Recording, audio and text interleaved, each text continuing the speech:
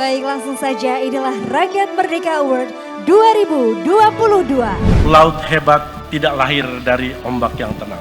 Rakyat Merdeka menilai ombak besar COVID telah menunjukkan ada banyak tokoh hebat di Indonesia. Ada yang kerja luar biasa cepat. Misalnya membangun rumah sakit hanya dalam hitungan hari. Ada yang pontang-panting mencari vaksin, mencari alat kesehatan, bernegosiasi dan melakukan lobby-lobby internasional melalui jejaring diplomasi yang hebat. Kini dunia mengakui vaksinasi kita termasuk 5 besar dan penanganan COVID kita termasuk yang terbaik di dunia.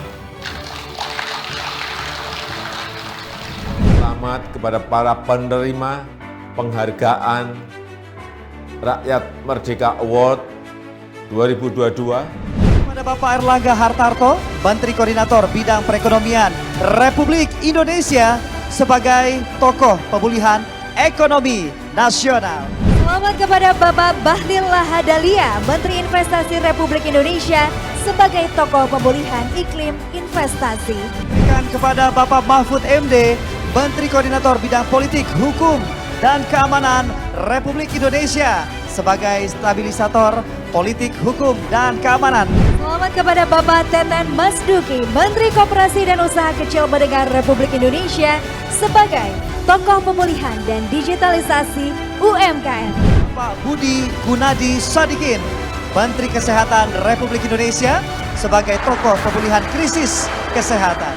Bapak Basuki Hadi Mulyono, Menteri Pekerjaan Umum dan Perumahan Rakyat Republik Indonesia sebagai tokoh percepatan pemerataan infrastruktur.